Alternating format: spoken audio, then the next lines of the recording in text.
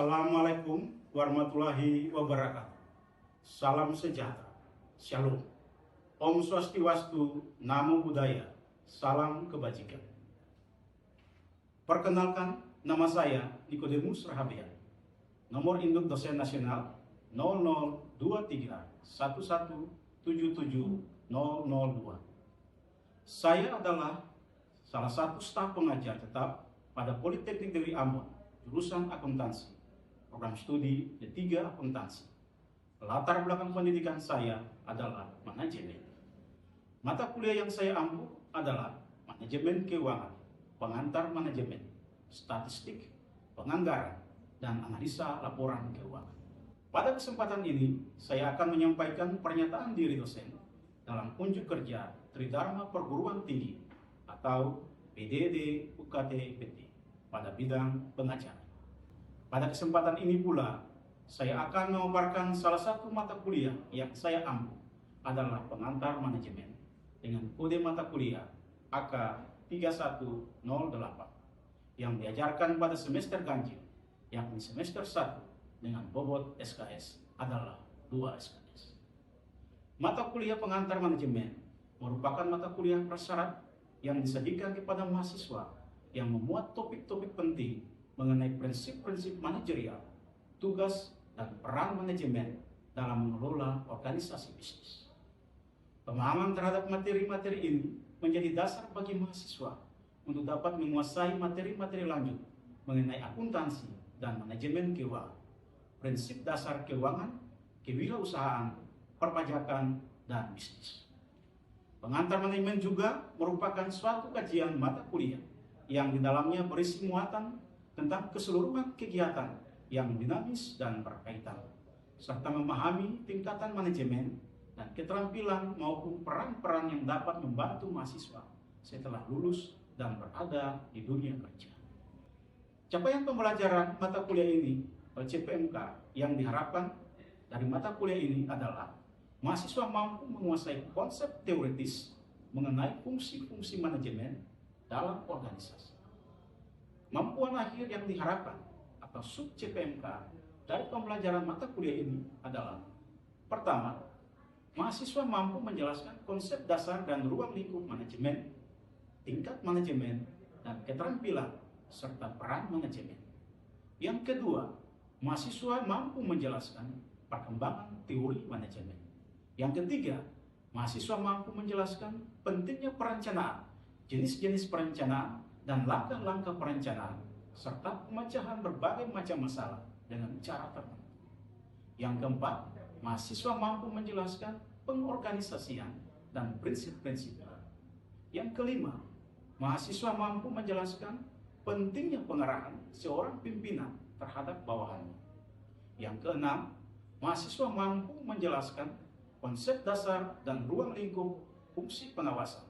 Dan yang ketujuh, mahasiswa mampu menjelaskan pentingnya pengambilan keputusan untuk mendukung organisasi dalam mencapai tujuan tertentu.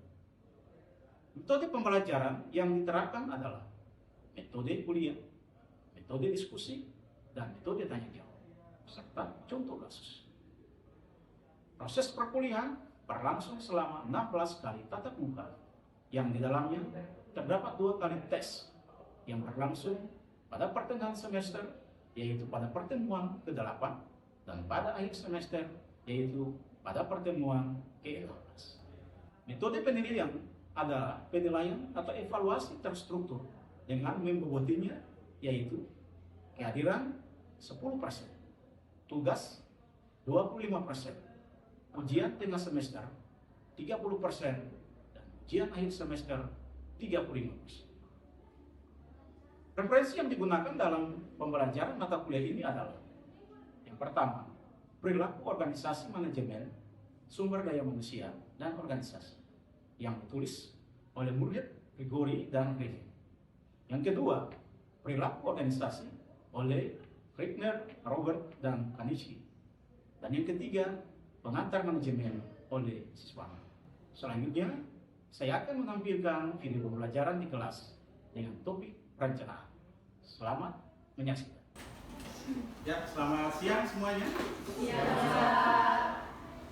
Assalamualaikum warahmatullahi wabarakatuh. Waalaikumsalam warahmatullahi wabarakatuh. Salam sejahtera buat kita sekalian. Bagaimana kabar hari ini? Baik. Ya, hari ini kita akan melanjutkan kuliah kita untuk sesi yang ke-6. Setelah kemarin kita ada dalam sesi yang ke-5 dengan topik lain mengevaluasi terkait dengan apa yang kalian pahami terkait dengan kita punya materi yang di minggu kemarin. Di antara kalian siapa yang bisa memberikan definisi daripada manajemen? Oh ya, silakan Lydia. Adalah proses perencanaan, pengorganisasian, pengarahan, dan pengendalian untuk mencapai tujuan bersama dengan memanfaatkan sumber daya yang tersedia yang ada.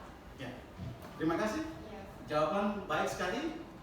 Nah, jadi manajemen itu adalah 4 fungsi di dalamnya ya. Ya, ada fungsi perencanaan, fungsi pengorganisasian, fungsi pengarahan, dan fungsi pengendalian. Yang itu nanti diramu sedemikian rupa untuk mencapai tujuan daripada perusahaan atau tujuan daripada organisasi. Nah, kalau yang lain, ada yang bisa memberikan definisi dari manajer? Oh iya, silakan. Manajer adalah individu yang bertanggung jawab untuk mengelola, mengkoordinasikan, mengawasi suatu pekerjaan dalam tim atau departemen untuk mencapai tujuan yang telah ditetapkan. Oh iya. Jadi kalau kita berbicara perbedaan antara manajer dan manajemen, kalau manajer itu adalah berkaitan dengan individu. Individu yang dipercayakan memimpin sebuah organisasi atau sebuah perusahaan. Nah, terlepas daripada itu, mungkin yang ketiga yang Pak perlu tahu juga, yang kalian pahami terkait materi kemarin, siapa yang bisa menyampaikan kira-kira di dalam manajemen itu ada fungsi-fungsi yang melekat di dalamnya. Fungsi-fungsi manajemen itu sendiri seperti apa? Ada yang bisa menjawab? Oh iya, silakan Nadia. Fungsi manajemen itu ada 4 Pak. Yang pertama perencanaan, yang kedua pengorganisasian, yang ketiga pengarahan, dan yang terakhir pengendalian. Ya, mantap. Kita apresiasi dulu. Itu berarti bahwa kalian sudah sangat pahami apa yang sudah kita pelajari pada pertemuan sebelumnya. Nah, tadi sudah disampaikan oleh Afian, fungsi-fungsi di dalam manajemen itu adalah fungsi perencanaan, fungsi pengorganisasian, fungsi pengarahan, dan fungsi pengendalian.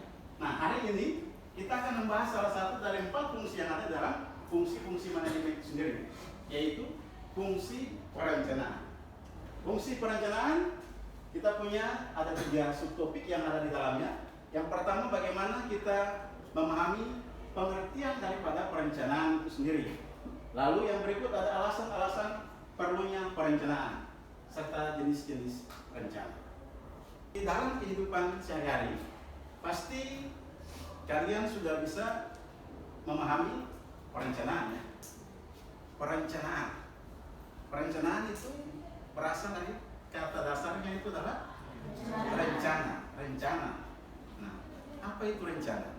Rencana itu artinya sesuatu yang sudah ada di kita punya pikiran yang hendak kita lakukan, ya kan? Jadi sekali lagi sederhananya, rencana itu dia muncul dari pikiran dan hendak kita lakukan. Ambil contoh misalnya, Anda mau ke kampus misalnya, ya kan? Pasti sudah ada rekan yang Anda punya benak bahwa besok ini mau ke kampus nanti untuk belajar mata kuliah apa. Mau menggunakan perjalanan alat transportasinya apa misalnya, mau dengan Maxim atau mau dengan angkutan umum atau juga dengan ojek, itu harus direncanakan. Begitu juga persiapan-persiapan apa yang mesti dipersiapkan ketika ada dalam sesi kuliah di hari esok. Siapa dosen yang akan memberikan kuliah? Nah, itu secara tidak langsung Anda sudah membuat sebuah perencanaan walaupun belum terstruktur ya. Nah, perencanaan itu adalah sesuatu yang ada di pikiran kita dan hendak kita lakukan. Nah, begitu pun juga ketika kita bawakan di dalam organisasi atau perusahaan. Dalam organisasi atau perusahaan tentunya perencanaan itu akan menjadi sesuatu yang sangat penting. Bahkan dari 4 fungsi yang ada itu, perencanaan merupakan tolak ukur daripada semua proses yang ada dalam organisasi atau perusahaan itu sendiri. Kenapa demikian? Fungsi pengorganisasian, fungsi pengendalian maupun fungsi pengawasan itu bermulanya daripada perencanaan. Oleh karena itu, perencanaan itu sangat penting. Dia seperti kompas.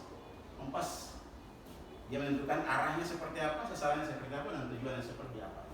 Berbicara tentang pengertian perencanaan, disampaikan bahwa perencanaan merupakan tindakan menetapkan terlebih dahulu apa yang akan dikerjakan, bagaimana mengerjakannya, dan siapa yang akan mengerjakannya. Untuk itulah dalam membuat sebuah perencanaan yang baik, seorang pemimpin harus benar-benar tanggap terhadap kondisi lingkungan sekitarnya dan bisa memprediksikan kemungkinan yang muncul ke depan. Jadi ada juga pengertian perencanaan yang lain yang disampaikan oleh Dikania.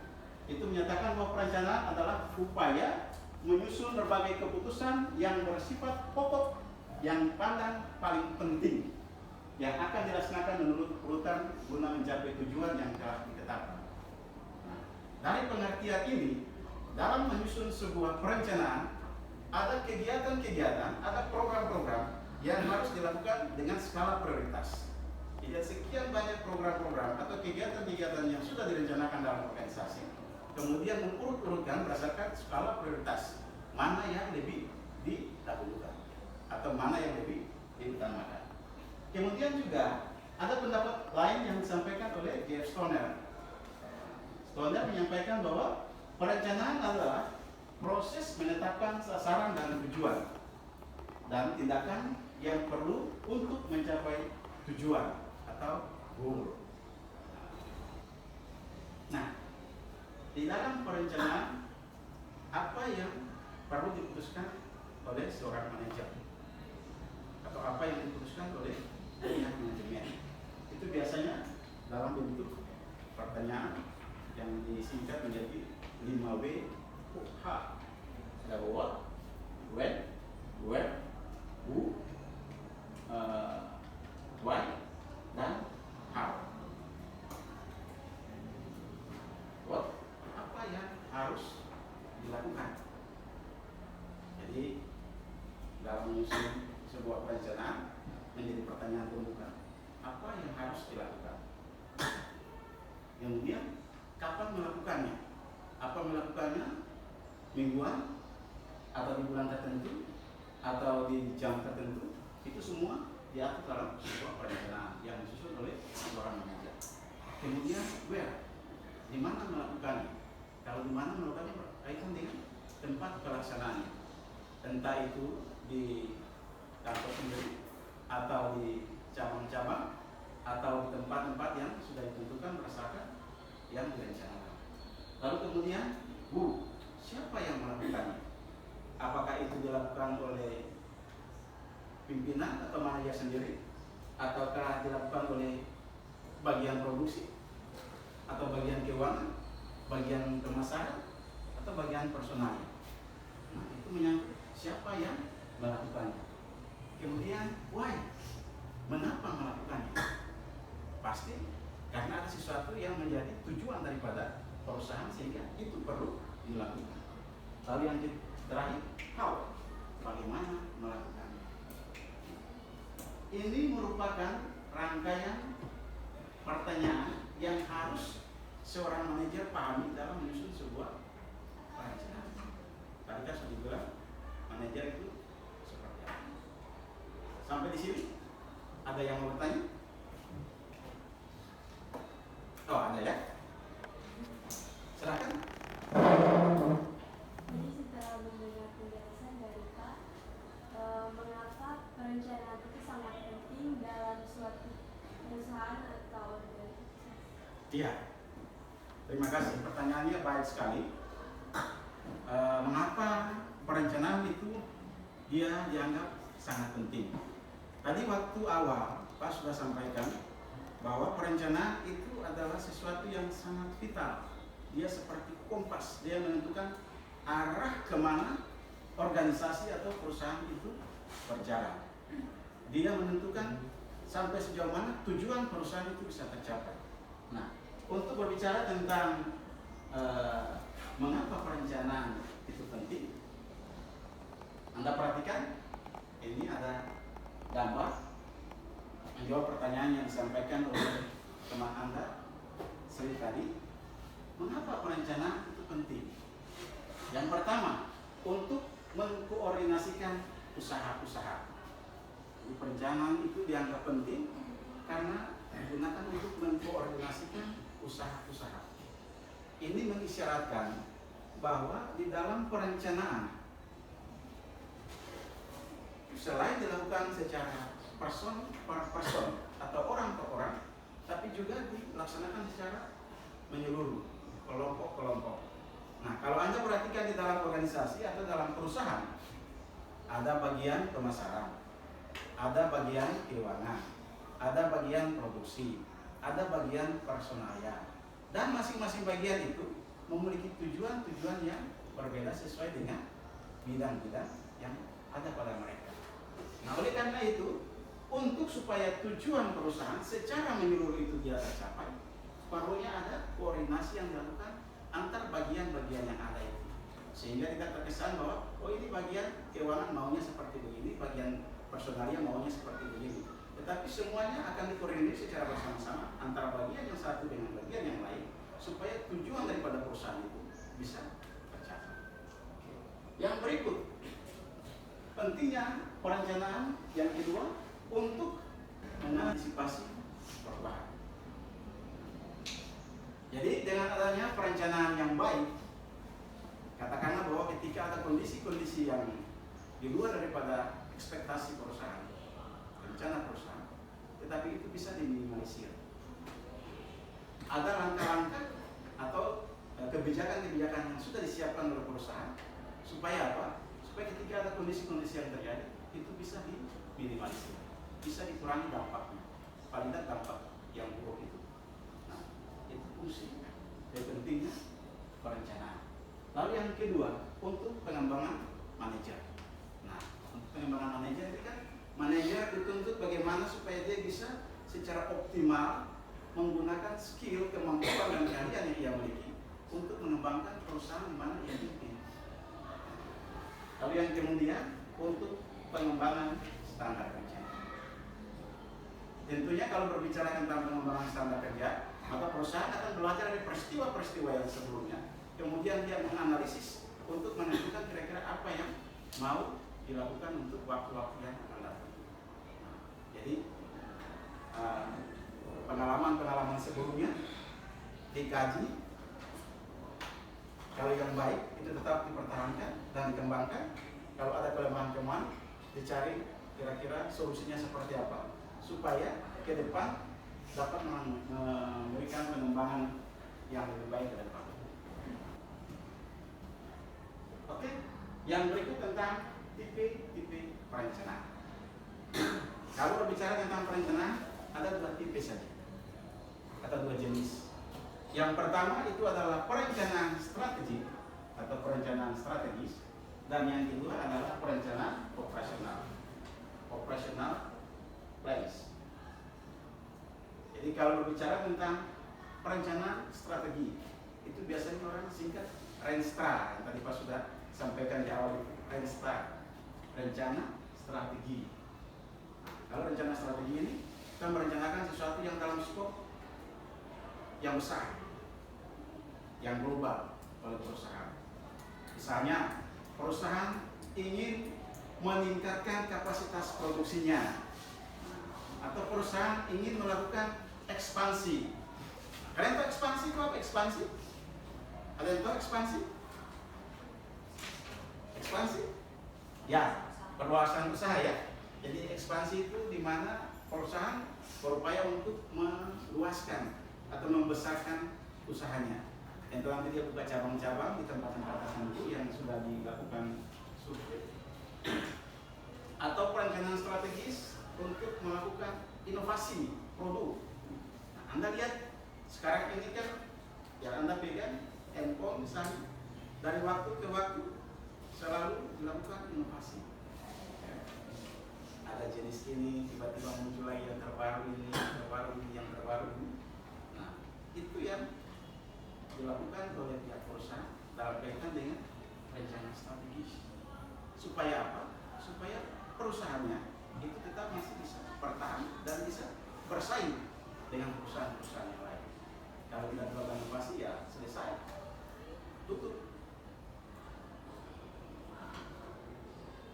Lalu yang berikut, rencana operasional.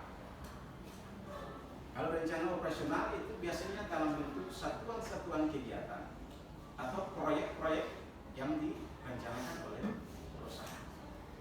Kalau Anda perhatikan dalam penyusunan sebuah perencanaan, ada program, ada kegiatan-kegiatan. Ya. Jadi satu program bisa terdiri dari beberapa kegiatan. Nah, kalau program itu mencakup skop yang besar, dia berkaitan dengan rencana strategis. Kalau yang kegiatan-kegiatan atau proyek-proyek itu berkaitan dengan rencana operasional. Ya. Oke. Sekiranya apa yang sudah disampaikan, kalian bisa pahami? Bisa ya? Oke. Kalau memang sudah bisa pahami, kita akan mencoba untuk melihat sejauh mana Anda bisa memahami materi yang telah disampaikan.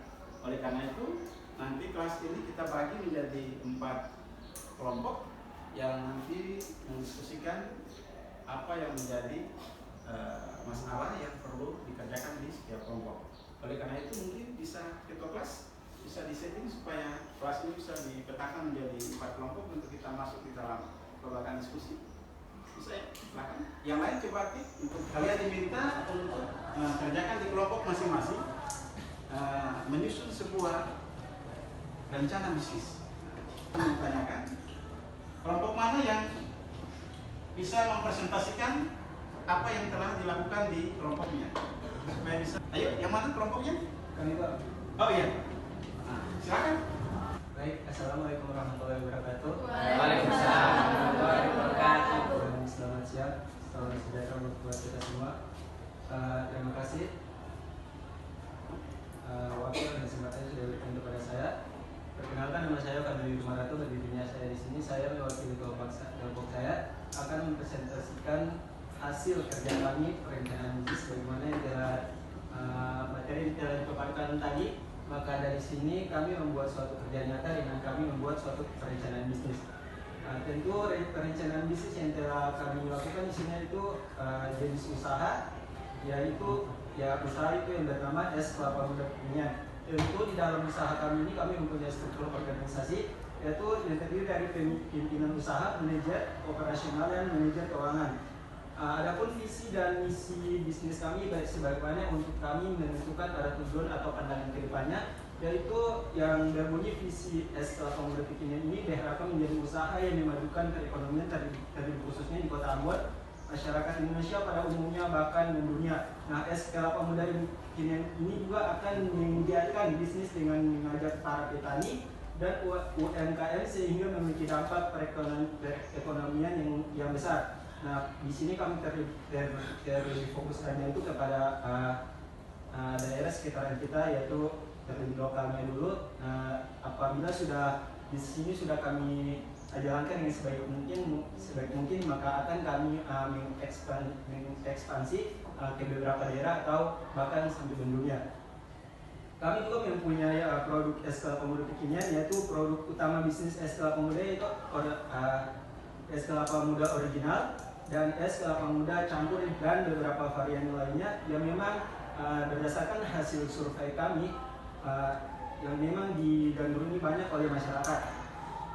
Kami juga mempunyai aset Kelapa Muda Kekinian. Aset ini berupa sejumlah peralatan dan perlengkapan standar. Sebagai modal awal usaha ini mempunyai sebesar 15 juta, yakni 10 juta berupa aset tetap dan 5 juta 5 juta itu adalah dana segar. Selanjutnya sumber permodalan. Sumber permodalan Es Kelapa Muda Kekinian terdiri dari 2, yakni sumber dana pribadi sebesar 10 juta dan sisanya berasal dari investor yang akan diinvestasikan ke usaha kami. Adapun pengeluaran rutin bulanan, pengeluaran rutin untuk dibayar gaji karyawan itu gaji karyawan sebanyak 3 orang, bahan baku listrik, internet, pemeliharaan ditaksir sebesar Rp7.500.000. Strategi pemasaran kami juga akan membuka lapak online di berbagai layanan pesanan online yang ada agar memudahkan pelanggan melakukan pembelian dan dimanapun.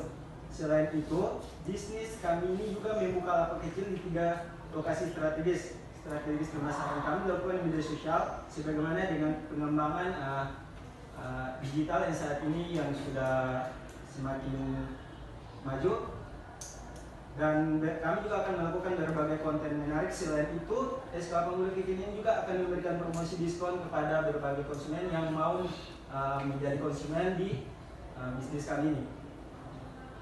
Terkait dengan potensi keuntungan, yaitu 12 juta kami kurang dengan 6.500.000 dan mendapatkan 5.500.000. Dari mana kita mendapatkan hasil tersebut? Yaitu kami dapat dari laba kotor dikurangi dengan beban pengeluaran rutin per bulan, yaitu 12 juta itu adalah laba kotor dan 6.500.000 adalah beban pengeluaran rutin bulanan, dan hasil laba bersihnya itu 5.500.000. Terakhir yaitu rencana pengembangan bisnis.